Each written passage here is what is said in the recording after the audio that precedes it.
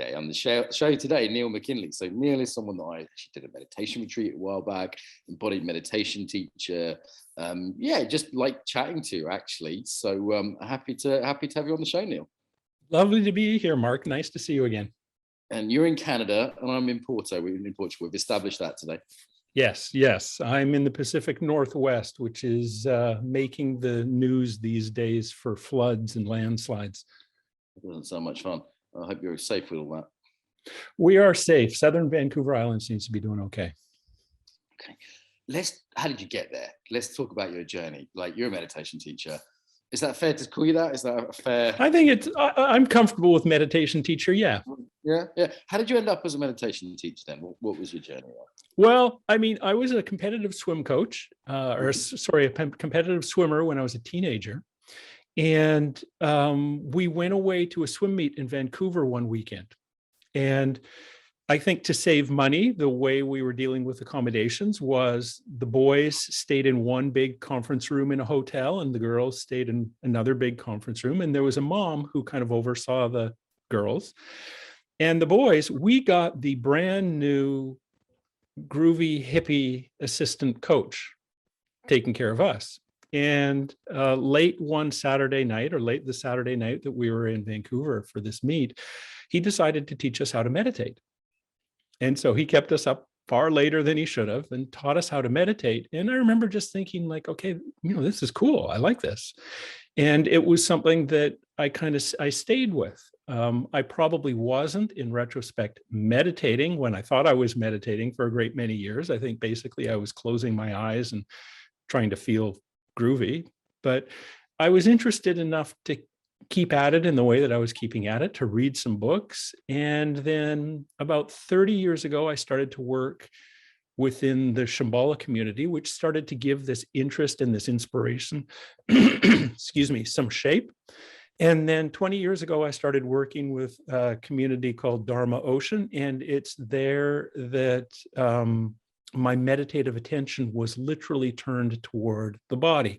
And I started practicing the embodied style of meditation that I still practice today, that I teach today. And, that's kind of how I got here. And one of the interesting things for me is there's a thread through all of that. And that throughout all of this, I've really been interested in, and maybe it's because I learned to meditate in an in the world way, meaning within the context of competitive swimming. Maybe it's because I did a couple of really early retreats with Pema Chrodron that were kind of online retreats before there was an online, which was really interesting.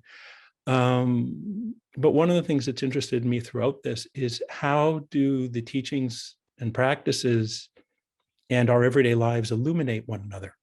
How do they affect and enrich and reveal one another?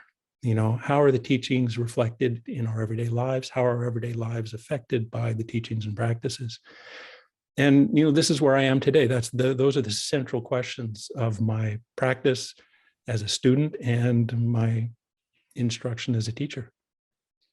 So let's start with defining terms. And we're going to ask some sort of seemingly simple questions, but I find when I have deep experienced guests like you, these always great questions. So let's just start with what is meditation? Because years ago, people used to go, oh, I don't know, tell me. But now it seems like people think they know what meditation is. Maybe they do, maybe they don't. So what is meditation? Yeah, I love that question. I had a friend who was a philosophy professor, and she used to do that all the time to me. Could you define your terms, Neil? And I think it's really helpful to define our terms, especially like you say, with words that we now say so often: meditation, embodiment. So what is meditation? Meditation is simply a practice of connection. It's a practice whereby we take our normally wandering attention and direct it somewhere. In embodied meditation, so I'm now defining embodied meditation as well. In embodied meditation, we take our normally wandering attention and direct it towards some aspect of embodied experience. There are other styles of practice where you direct your attention in other ways. But in an embodied meditation, you direct your attention towards embodied experience. And that act of direction is, I think, the common thread through all forms of meditation. We're directing our attention somewhere. that normally wandering attention somewhere. Great. So normally our mind jumps around. I'm like, oh, there's a noise, oh, I can smell food. And in meditation, there's a deliberateness, just putting it somewhere. It could be a candle flame or your thoughts, but and I just want to highlight something. You didn't say the body, you said embodied experience, right? Yeah, I did. So do you want to say why you said embodied experience, not the body? Well,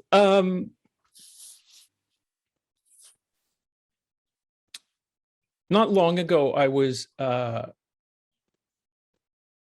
redesigning my website. I was building a new website, and the designer I was working with was really great. And he used to always ask these probing questions about, what I was doing and what I was offering and how we were putting this together. And one day he said to me, he said, you mentioned embodiment a lot, embodied this, embodied that, what do you mean by that term? And it was so interesting because I couldn't answer. I was like, I don't know what I mean by that term. And in the couple of years since then, I've really been looking into the question of embodiment and the question of body. And one of the things I noticed is, if we were talking 2 years ago, I would have been talking about the body. I would have said, direct your attention towards it, the body, not embodied experience. But one of the things I've noticed is that what I am working with when I'm working in an embodied way is actually far more open and inclusive than what we typically mean by the body. It's an umbrella term that includes this apparently bounded body, but it also includes, the sense of connection and relatedness that I enjoy with the world through my senses. It also includes the sense of presence and a support, for instance, that I feel from the cosmic world in the form of the earth underneath. It's a far more inclusive term that I feel more accurately depict or articulates what we're connecting with when we do this work. Nice. Some people ask me similar things. I say, well, the body is the objected or seemingly objective sense of an object. And embodiment, or this subjective, or embodied experience, is subjective, felt sense of the body, which may have much fuzzier edges and much deeper experience than you might be obvious at first. Yeah, I think that, so we're pointing in the same direction with those two descriptions, very much so. And I like that fuzziness. Fuzzy edges. First time I said that, but yeah, something similar, almost boundary. So embodiment is getting thrown around much more and just tagged on things, as a sort of bit of a hashtag. So it's nice. I have a whole chapter in my first book on what is embodiment, as I got a bit annoyed with that, and got a YouTube video what embodiment isn't as well, which is a slight rant, because I just got tired of it being thrown onto things. And the thing with meditation, right? So beginners have certain misunderstandings, like you have to say Om, or you have to sit in lotus position, or your mind's going to be empty.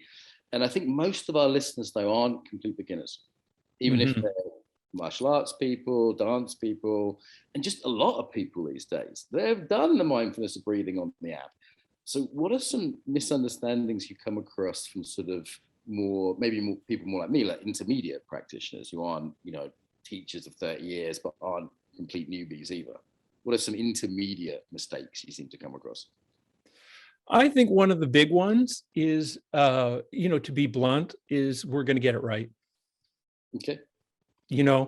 And I think that this is maybe something that I see in beginning meditators, medium experienced meditators, much more experienced meditators, is a sense that there's something to get right here. There's a place to be, a state to achieve. And, maybe this is reflective of how our human minds work. Maybe it's reflective of, the consumer culture we live in, where you put down your buck and you get something. But meditation, while I think it can be understood to some extent in that way, at the end of the day, that's not really what meditation's offering us. There's this Tibetan word. This is probably, Mark, one of the best meditation teachings I've ever been offered. Okay, right. You said that nicely. We're all listening. Neil, what is it? What is it? The Tibetan word for meditation is Gom, G-O-M, and it means to become familiar with. Nice. And I think that's something that beginners don't know. And those of us who have a little bit more experience forget all the time to become familiar with this human life. Yeah, more poetically, I've heard that described as developing intimacy with the breath or the body. Yeah, and Pema Chrodron, to come back to Pema Chrodron, she often talks about it as friendliness, which is also a great way of describing it. I was teaching earlier a little group of meditation online. I said, look, don't examine your body like a tax inspector or someone looking at a parking ticket. Do you know what I mean? Like, that attitude is as important as the technique, right? Yeah, I mean, that's a really great point, Mark. One of the things I do is I have classes here in Victoria that, a couple of weekly classes that I've been doing for years. And one of the things that we've been exploring in those classes recently is the act of introducing our attention to the object of meditation, the act of introducing our attention to embodied experience. And we've been exploring just that, an attitude that facilitates the kind of curiosity and appreciation you see in becoming familiar with. And so we've been talking about, meditation as kind of sitting down at a coffee shop with an old friend. You don't do it like a tax collector. You sit down and you say, hey, Mark, how you doing? You're looking good, or you're looking a little bit tired, or what's going on in you? I haven't seen you for a long time. I'd really like to know more. That kind of attitude, I think, is what we're pointing to here. There's a warmth and an involvement, isn't there? I sometimes say, like watching friends getting married, like really present and friendly and supportive, but not interfering. That's beautiful. Yeah, that's a great way of putting it. Feel free to take that one. And the one I use for Canadians is like a Canadian police officer watching two people fight, for when you're being present with less easy emotions. Mm-hmm. I heard there was a rule in Canada where you can have a fight as long as it's consensual. It's like an ice hockey. So that's when people say, yeah, but it's not friendly. It's not like a wedding. It's anger or something. I'm like, okay, that's the metaphor I use for that. Is a friendly Canadian police officer who's ready to step in, but won't unless they really have to. So, yeah, I think that's a great description. That's a wonderful description. All of which, and all these ways that we've described, one of the things I love about all these kind of different ways of pointing in the same direction, one of the things they all have in common to my ear is a willingness and a capacity to allow our experience to unfold in the way it wants and needs to, which I think is really beautiful. So, an allowing, right? Like allowing experience and allowing, that's part of this. Like, I think people are getting more sophisticated now. We used to say mindfulness is just paying attention. Now it's like, yeah, there's a few more elements to it, like this kindness, this intimacy, or this allowing, that are a little bit more than just like staring at something. Yeah. I think that's a great, there is an evolution that seems to be happening in our understanding of the practice, and I think it's happening because we're doing the practice, and so we are becoming more familiar and recognizing some terms that just don't quite resonate with what we find. How are you finding it as a teacher now? Because I've had to sort of up my game, because 15 years ago, I could teach any old shit, mindfulness breathing, and people would be like, wow. But these days, the audiences are a lot more discerning. Are you finding that? Like, and I really, jokes aside, I celebrate it. There's a sophisticatedness to the average person coming to me, and I'm like, wow, I better be good here, because there's a higher standard now out there. Yeah, I would agree. I think there's much more familiarity with the practice, both intellectually and experientially. People are much more willing to speak to and from their own experience with meditation now. And so how I feel as a teacher is I feel much more on the edge of my seat all the time, which is, on the one hand, it's terrifying. I mean, it's terrifying to be on the edge of my seat. On the other hand, I find it really exciting, because I find that as this has happened, my learning curve has gone way up. That, it's not like what's happened is, I've become more of an authority in the old style understanding of an authority.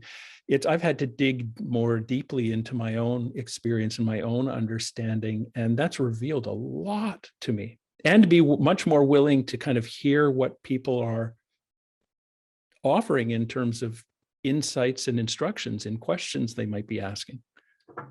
Yeah, I guess years ago when someone went to a teacher, the teacher was probably pretty sure they'd only studied that form of meditation. Whereas now Yeah. with the internet and travel, friends go to Thailand, India, whatever, it's so much more. And I also find it a little scary, but really interesting. And it makes me up my game. So Yeah. what about this tension between, you say there's nothing to get right, but there is a technique, There right? is. So how do you balance that tension between you can't get it wrong, but you can sort of do the technique wrong? Well, I mean, again, that's a really interesting question. And one of the things that I've been working on lately, with people I'm engaging, is beginning to offer something in addition to a focus on technique. So we do focus on technique. I want to be clear, that's not gone, but we're adding something more to the pot, if you will. And that is a heightened sense of how the process of meditation works, kind of empowering people to see and understand the process that underlay a particular technique, so that when they're engaging a technique, they can see and feel and know when it's appropriate to stay with the technique and when it's appropriate to maybe do something a little bit different. Right. Because there are times when it's not appropriate to stay with the technique. There are times when it's appropriate to do something a little bit different. And where the needs and imperatives of your embodied experience are calling you in that direction. And this increased focus, or this slightly increased focus on the process of meditation, I'm finding is, empowering people to be able to make that discernment. Okay, stay with technique right now, or do something a little bit different. I find this interesting. Like, again, as meditation audiences become more sophisticated, this fluidity, I think all practitioners just do it themselves anyway as they get around for a while, right? Because I was making a joke today, like the meditation police aren't watching what's going on in your head, don't worry, and it seems to happen organically. Like, people start out, and it used to be like sit down, do this technique, it's Gwenka, it's 10 days, this is the only thing we're going to do. And then people just don't really do that. So, but on the other hand, how is it, like, is there a risk of sort of just being undisciplined and jumping around and not really digging a deep well, like even within one sit or over a period of a year where, I was meditating with you guys, and then 2 weeks later with Shinzen Young, and then 2 weeks later somewhere else, and it's like I was sort of shopping for meditation teachers at that point when I met you. But there's kind of risks in the short term of the actual individual sit, and in the longer term of choosing a teacher or a practice or a lineage, right? Yeah, I think that is definitely a risk in this situation. The other side of that coin, however, is there's also a risk in being, I'm going to use the word rigid, which makes it sound, kind of authoritarian and oppressive, and that's not really how I mean it. I'm meaning it in simply a descriptive way.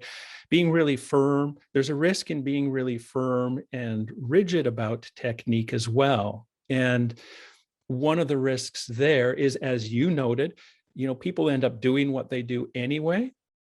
And what I found is, without the acknowledgement of, okay, sometimes we do need to veer away from the formal technique. Here's what those times might be. Here's what those veerings might look like.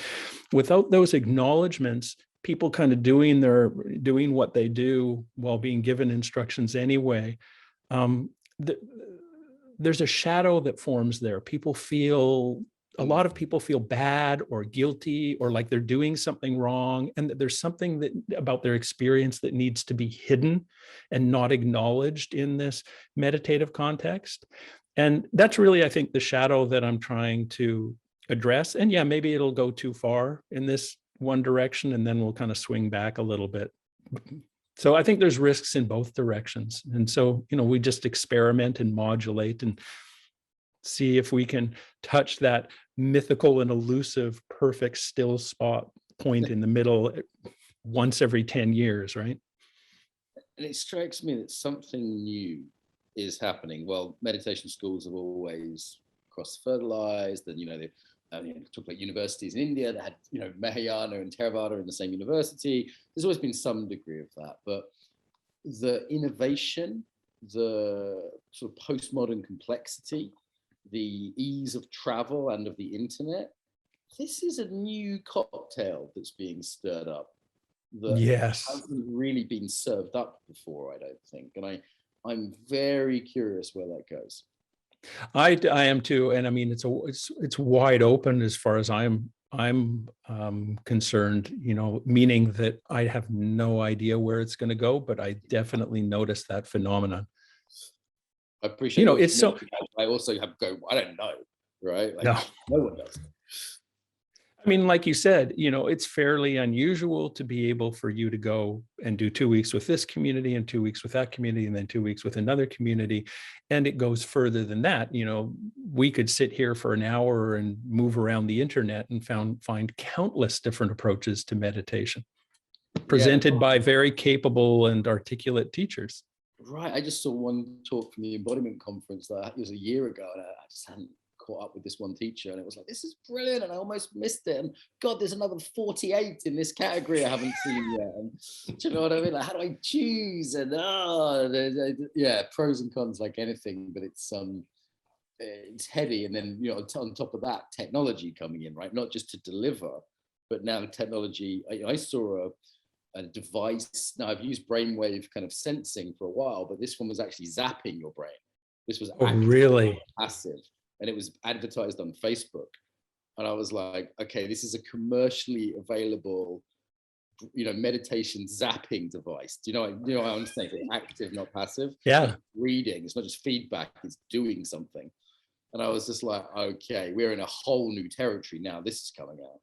That's very interesting. I hadn't heard of that. I'd known about the more receptive sort of devices, but zapping, that's new. Meditative zapping, you may have coined a phrase there. I know Shinzen was working on the enlightenment cap, and some risky things involved, but seems to be coming through. All right. But you raise an interesting point in those comments, that I think I want to follow up on, and that is the point, the question of, is there a point at which it's appropriate for us to choose? You've talked about shopping. Yes. I think that's a really important part of our meditative journey. And then, is there a point at which we actually make a choice to go relatively deep with a particular practice, a particular tradition, a particular teacher? And I think that the dynamics of the situation that you're articulating have really changed that equation as well. Because it's easier to go relatively deep with people all over the world right now. And because relatively deep, maybe it's not going to last for 20 years because there's going to be a wobble in the sense that, okay, I need to go somewhere else, and you're able to actually do that. Right. I mean, it's like we've gone from an era where everyone had to get married and you couldn't get divorced to an era where everyone's on meditation Tinder. And you know what I mean? And it's like, but I'm a big believer in marriage after having at least dated a bit, That's, you get the analogy, right? Like date, then get married, and don't just get divorced because you've had your first argument. No, I'm very much the same. I'm all, and for both of them, for the dating and the marriage piece, date, look around, check out meditative Tinder, as you put it. Great phrase. Once again, Mark, you're coming up with lots today. I got away with words. Meditative Tinder. And then when something feels, and what's the rubric for choosing? I mean, I often say, is it good enough? It doesn't need to be perfect, but does the situation resonate? Do the practices and the teachings resonate for you? And does the situation as a whole feel good enough?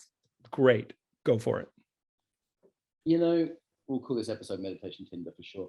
But the other piece I think has happened is there's been a lot of sort of scandals, abuse cases, and you feel free to talk about as much or as little as you're comfortable with in your own kind of background. People have got quite disillusioned with teachers, haven't they, and lineages of not just one kind. I don't want to pick on anyone, because it's Zen, it's Tibetan, it's this, it's that, it's Western, it's Eastern. And that's also created this difficulty with kind of getting married, as it were, right? And and it's because it has to be good enough effectiveness, but also ethically. Yes. And both of those things are in question, I think, a lot of the time now. Yeah. And, appropriately so, given some of the things that have been coming out. And years and years ago, I remember a teacher, a Tibetan teacher, Trangu Rinpoche. I read a talk where he was, speaking to the matter of choosing to work with a teacher. And he was really advocating moving slowly. He said, take your time, really check the situation out, look at the teacher, look at the teachings, look at the practices, look at the senior students, look at the community. And, I think that kind of buyer beware caution is extremely wise. And I'm not sure, in my own experience, I'm not sure that kind of caution and attentiveness and due diligence was encouraged in the past. And maybe we're now coming into an era where those kind of warnings are going to come more to the fore. Like, okay, it feels good enough. Like, let's check it out a little bit longer. Let's, ask some students, ask some former students. Let's look into this situation to really discern whether this is a good enough situation for me. So maybe the rubric of good enough is a measure that's reached a number of times before we actually jump in. I think it gets a little different over time as well. Like, we're both quite experienced in different things. Like, for example, I have red flags now. I'll give you one example. Like, I went to an Aikido school in San Francisco, and a very senior Aikido teacher, and there was a load of white belts and brown belts, but there was no other black belts. And that was weird because this guy was very senior. But then the black belts didn't stick around because the guy, I think, turned out was a bit abusive or unpleasant somehow. So people only ever sort of got their black belt and then just left. Normally in a school with a sort of 6th dan, you'll also see a couple of 4th dans, quite a few 3rd and 2nd dans, and there was none. And I remember thinking, that's off. And then I felt, and I went, oh, that's off in my body. And then I was training with someone, and they just kind of wrenched my wrist a little bit harder than necessary, like 10% harder than was really needed. And I went, that's off too. And then it was like flag, never went back there, even though everyone knows about this teacher. And then a few years later, I hear, this teacher's abusive this way, that way. But I think you get better at that, but it also becomes a little bit harder. Like, a second marriage ain't quite the same as a first marriage. No, that's true. Like, something about a second marriage, or like, I haven't never had that. This is an analogy. I haven't done that in real life, but it's different, isn't it, when you've been around a little bit?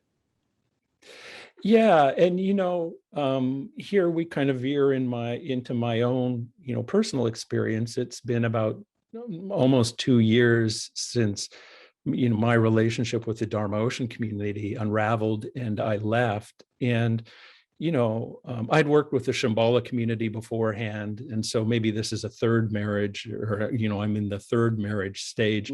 But I find myself extremely cautious, and maybe it's because it's early days for me. It's only been a couple of years, not even. But I find myself extremely cautious, which may be appropriate at this stage. But I do ask myself the question, okay, what might it be to enter into another relationship at some point in the future? What might that look like? How might it be different from what's happened in the past, given the fact that I've now got 30 years of, solid training experience under my belt? Will it look more like a mentorship relationship, where the assistance is sought out in a more episodic fashion? Or will it look like the more ongoing apprenticeship thing that I've done before? I mean, it is different. Divorcees out there. I was an Aikido divorcee, was the practice rather than a teacher for a while. And it can create a bitterness or a cynicism, or just, as you said, hypervigilance. And as you say, maybe it's about timing as well. You need to sort of be on your own for a few years, date for a few years. There can be a bit of a cycle with this. And then, can the teacher handle it? Like, when I go to a new martial arts club, some of them expect me to be like a complete beginner, whereas others, they're like, look, I really want to acknowledge that you've got your black belt, you've done a couple of martial arts, and what we do here is a bit different, so try and be open-minded. And there's some of them can handle that, I notice, and some of them can't, and I have to sort of almost pretend to be naive. Yeah, that's a really interesting point. Can a new teacher, teacher new to you, actually embrace the history and the experience that you bring to the situation? Increasingly, I have students that are really quite competent. So I'm sort of like, that's for me as a teacher as well. But okay, how do we incorporate the fact this guy's a Systema instructor, or this woman's done a practice for 20 years I've never heard of? Well, how do we incorporate that, rather than just go, well, yeah, you're the same as everyone else. Yeah. And I think if we can find ways to incorporate it, it really enriches the situation, because there's going to be this depth of experience and perspective and understanding and insight and, kind of a fresh take outside whatever the modality that I'm working in that's going to be brought into the situation. Yeah, I think it can be really exciting.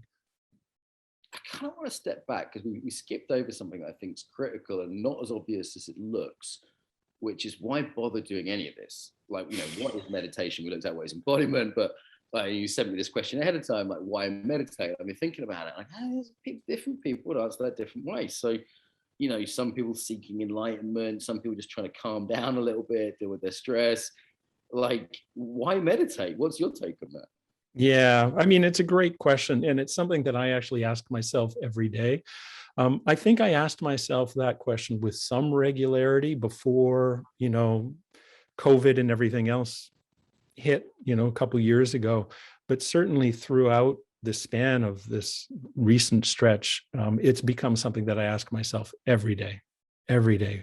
Why meditate? There are people suffering in the world. There are people struggling in the world. I'm struggling in the world. So why do it? Why sit down, lie down, and give, 30, 45, 60 minutes of my day to this practice? And one of the things that is really interesting about this question is I don't know that there's a definitive answer. Actually, I'm sure there isn't a definitive answer, which I love. I think asking this question has made me much more open to the varying motivations people bring to, the classes, the workshops, the online things, whatever it is that I'm offering. There's no definitive answer,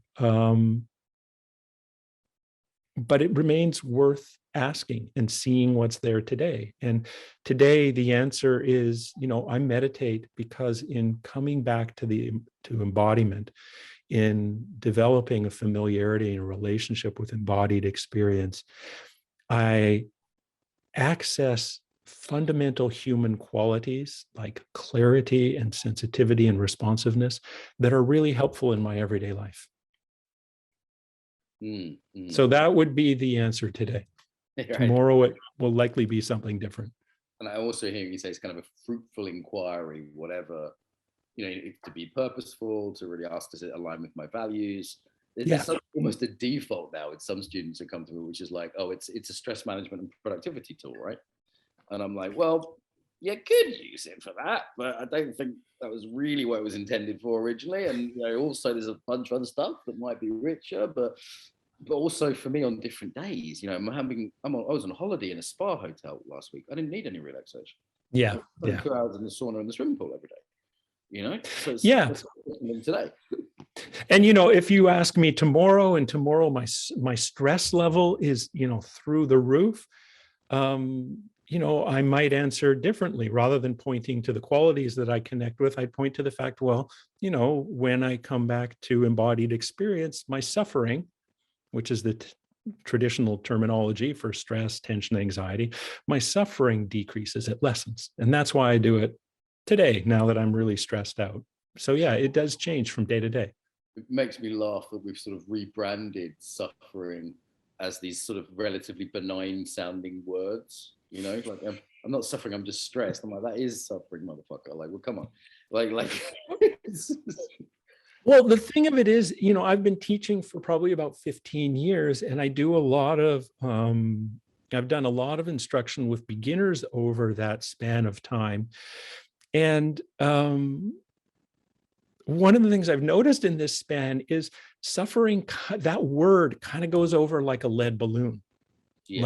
I'll be sitting in a room with people. We've been doing this 6-week introductory series. People are on board, they're interested, they're engaged. And then I use the S word and it's like, something about modern culture doesn't want to acknowledge. It's the sort of forced smile of, you know, particularly North American culture. I would say in Canada and the US, it's quite hard. You know, people, either everything's great and let's smile, right? Like, and, you know, down to the sort of macho guy says, I'm fine, you know, I'm good, you know, I'm all right. Yeah. You know, on multiple levels, it's kind of denied, I think, in our kind of cultural context. And it's a little bit, if you imagine India kind of, you know, walking over dead bodies on your way to lunch, it's a little bit harder to deny, I think. Yeah. I mean, I think there's definitely a cultural element. So what I end up doing is I acknowledge the suffering term. I acknowledge that traditional term, and then I talk in terms that seem to have more modern resonance, which would be stress, tension, anxiety, so on and so forth. Mm-hmm, mm-hmm. And you've mentioned daily life a couple of times, like right at the beginning and just now. Like, seems like that's sometimes missing from some teachers, like the rest of their life. As most of us, I meditate, you know, half an hour on a good day, you know, and if I'm on retreat, maybe it's more, but that's only once or twice a year. So, like, the rest of my life is what I'm most interested in. I'm not a monastic yet.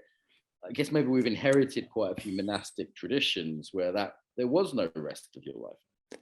Yeah. And I mean, I think I've been thinking about this a lot. I think it's reflected in, you know, kind of the pedagogy, the teaching methods that we see with, you know, so much meditation instruction. And I think there's a lot to be said for what we've inherited, or what I've inherited and what I've experienced in the past in a variety of different contexts, not just one context.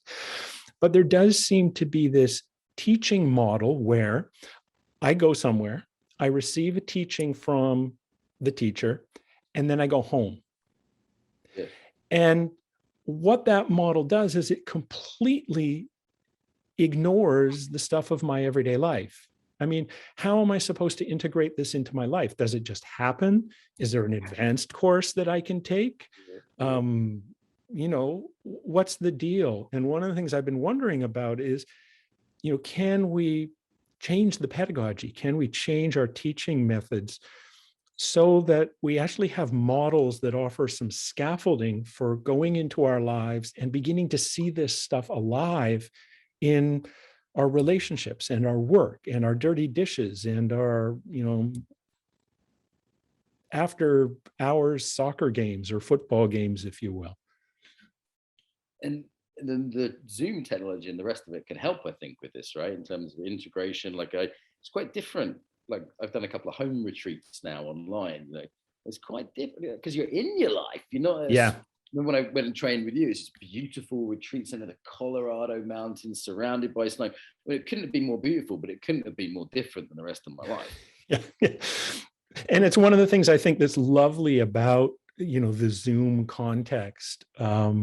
I love when a class comes together online and I get to see all the backgrounds, because I'm seeing people's lives and connecting with people's lives in a way that I never have before. I've never had the opportunity to do that before. And it reminds me that there is a link to be made here. As a teacher, it reminds me that, okay, there's a link to be made here. You know, we're talking about this particular teaching right now, but how are these people going to understand it in their own lives? How are they going to see it in their own lives? And how are they going to apply it or cultivate it or develop it in their own lives?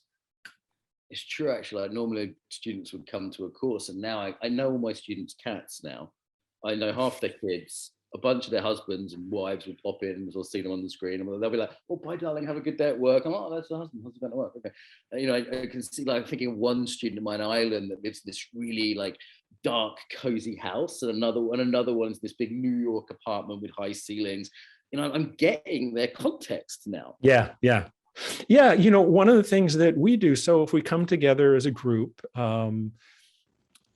and we're going to start practicing, there's a little bell I ring when we begin to practice, and the bell sounds when we're all ready to practice. So as everyone's settling, I'm waiting. It's not like I'm going to decide we're doing it now. I wait for the group to settle. And one day, you know, I was waiting for this to ring the little bell, and I was like, why am I waiting everyone, I can see all the screens are turned off, or everyone's sitting up, or everyone's laying down, everyone's ready, and I'm waiting. And I realized that one of the people had a dog that was still settling, and I was waiting for the dog to settle. And I just loved that, because, that was so communicative of what we're talking about, how this technology that can be understood as distant and cold is actually simultaneously very connective and alive and warm.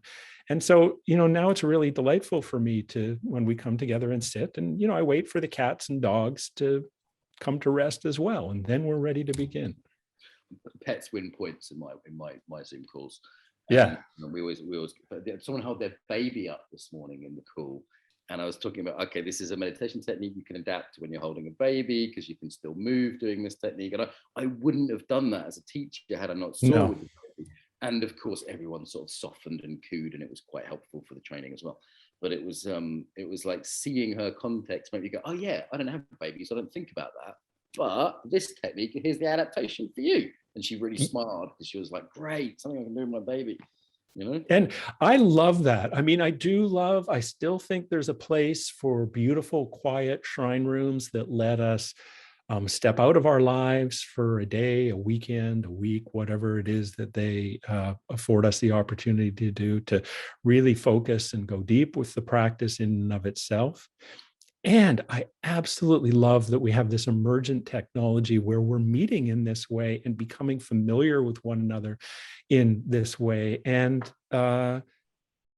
slowly beginning to acknowledge that missing piece, in my opinion, that missing piece of the puzzle is, okay, you've received the teaching. Now, what about your life?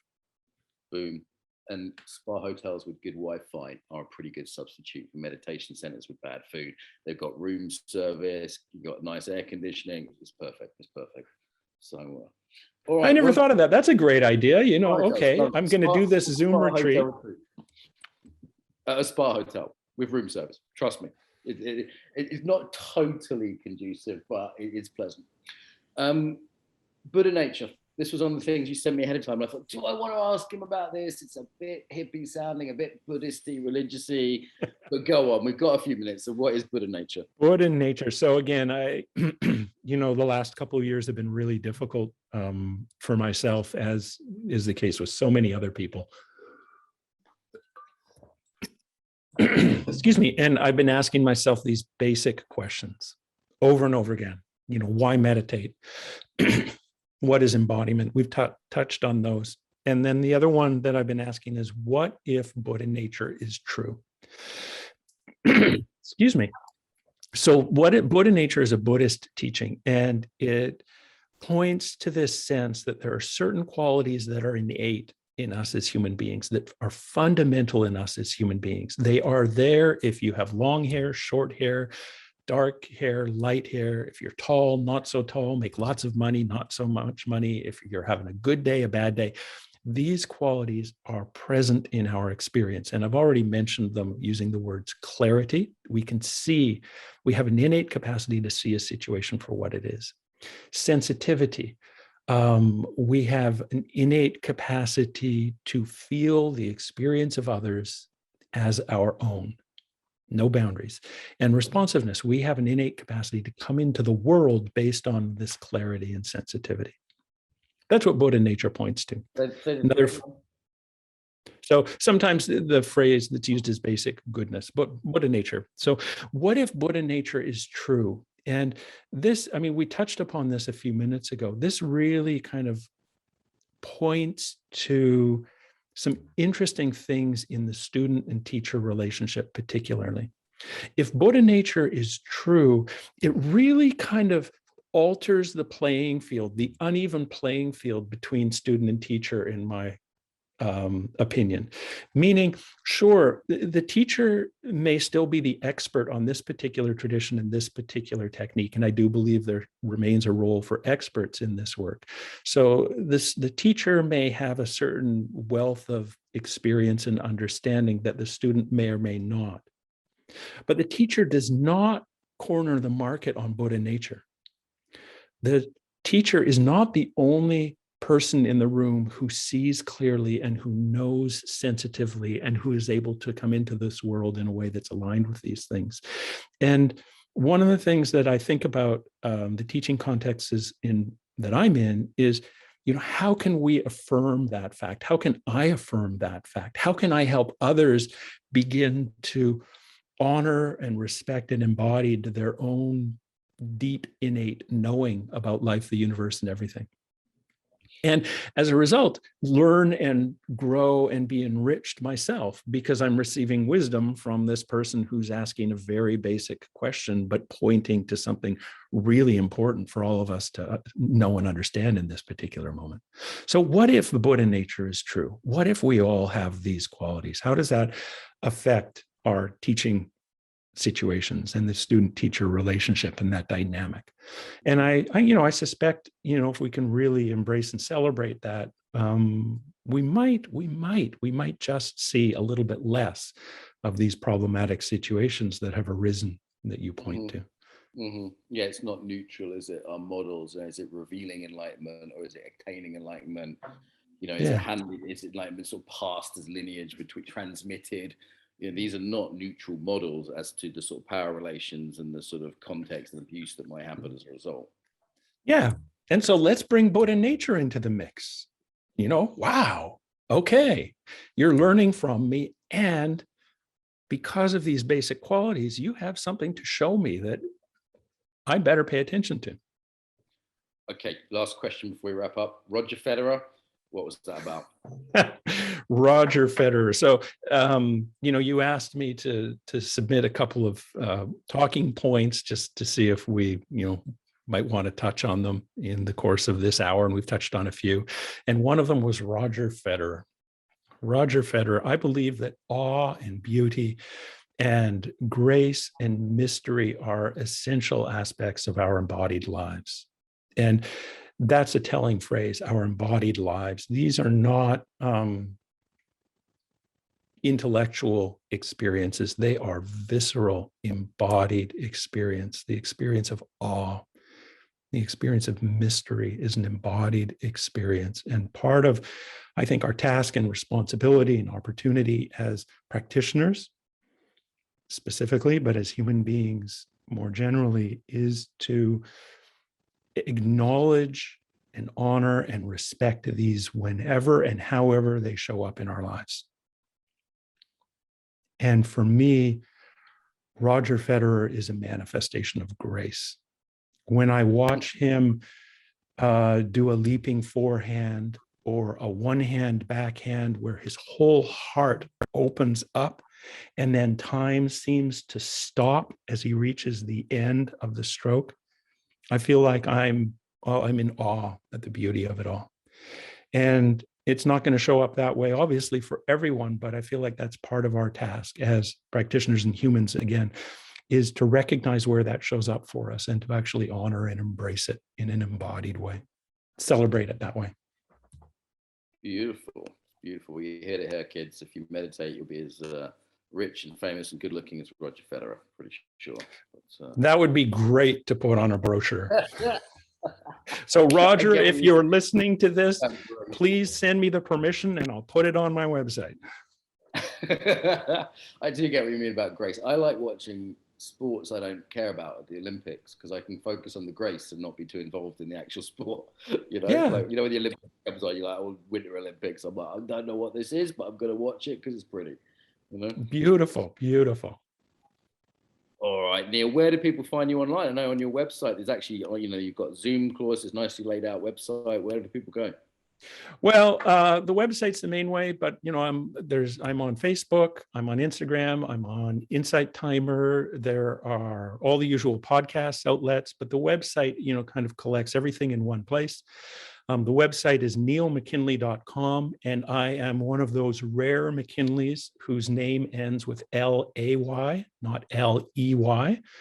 You'll end up in something quite different if you look up an L-E-Y. But MC, not Mac, right? Mook. It's MC, it's Mook, M-C-K-I-N-L-A-Y.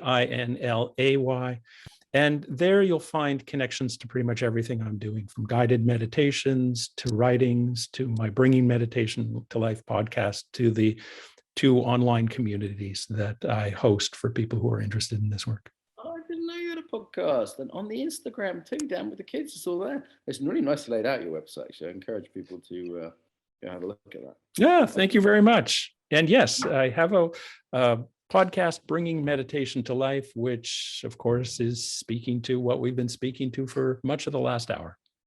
Well, I've enjoyed this, Neil. Do you have a closing message about the body to see us out? Yeah,